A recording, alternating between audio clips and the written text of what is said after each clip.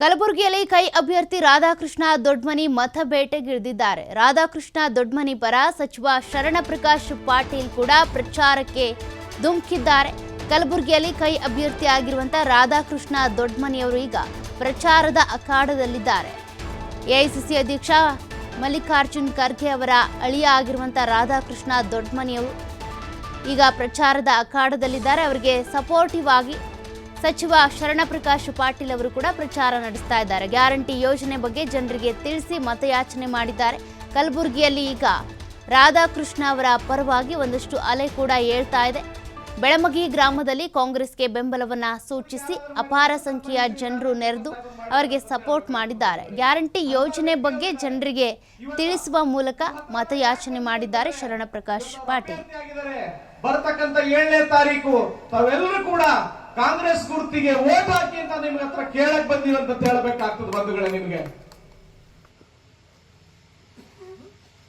ನಮ್ಮ ಸಚಿವರಾದಂತ ಗ್ರಾಮಕ್ಕೆ ನಿಮ್ಮ ಆಶೀರ್ವಾದ ಕೇಳಲಿಕ್ಕೆ ಬಂದಿದ್ದೀವಿ. ತಮ್ಮೆಲ್ಲರ ಆಶೀರ್ವಾದ ಇದ್ರೆ ರಾಧಾಕೃಷ್ಣ ಅವರು ಲೋಕಸಭೆಗೆ ಹೋಗಲಿಕ್ಕೆ ಸಾಧ್ಯ ಇದೆ. 7ನೇ ತಾರೀಕು ನಡೀತಕ್ಕಂಥ ಚುನಾವಣೆ ಇದು ಬಹಳ ಮಹತ್ವದ ಚುನಾವಣೆ ಇದೆ. ಈ ಚುನಾವಣೆ ನೀವು ಹಾಕ್ತಕ್ಕಂಥ ಪ್ರತಿಯೊಂದು ಮತಕ್ಕೆ ಬಹಳ ಬೆಲೆ ಇದೆ. ನೀವು ಹಾಕ್ತಕ್ಕಂಥ ಒಂದು ಮತ ಈ ದೇಶದ ಭವಿಷ್ಯವನ್ನೇ ನಿರ್ಮಾಣ ಮಾಡ್ತಕ್ಕಂಥ ಮತ ಅದು. ನೀವು ಹಾಕ್ತಕ್ಕಂಥ ಒಂದು ಮತ ತಮ್ಮ ಪರವಾಗಿ ಲೋಕಸಭೆಯಲ್ಲಿ ಯಾರು ಹೋಗಿ ನಿಮ್ಮ ಪ್ರತಿನಿಧಿಯಾಗಿ ಲೋಕಸಭೆಯಲ್ಲಿ ಕೆಲಸ ಮಾಡಬೇಕು ಅಂತಕ್ಕಂಥ ನಿರ್ಣಯ ಮಾಡ್ತಕ್ಕಂಥ ಮತ ಅದು. ಗ್ರಾಮೀಣ ಮತಕ್ಷೇತ್ರದಲ್ಲಿ ರೇವನಾಯಕ್ ಬೆಳಂಗಿ ಅವರು ಇದೇ ಗ್ರಾಮದವರು.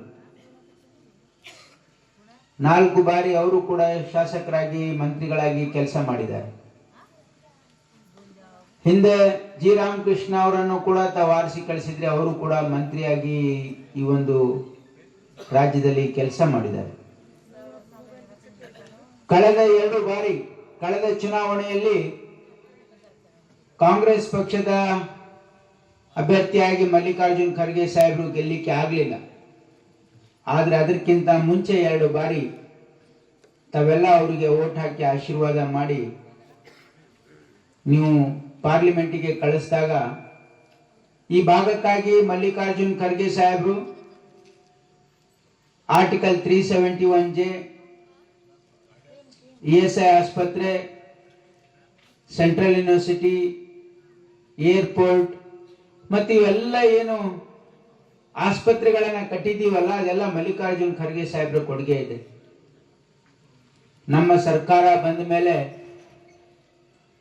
ಅವ್ರು ಹೇಳಿದ್ರು ಕಲಬುರಗಿಯಲ್ಲಿ ಆರೋಗ್ಯ ಕ್ಷೇತ್ರದಲ್ಲಿ ನಮ್ಮ ಜನರಿಗೆ ವಿಶೇಷವಾಗಿ ಬಡವರಿಗೆ ಅನುಕೂಲ ಆಗ್ತಕ್ಕಂಥ ಕೆಲಸ ಮಾಡಬೇಕು ಅಂತ ಹೇಳಿದಾಗ ಅಲ್ಲಿ ಸರ್ಕಾರಿ ಮೆಡಿಕಲ್ ಕಾಲೇಜನ್ನು ಮಾಡಿದ್ರು. ಅಲ್ಲಿ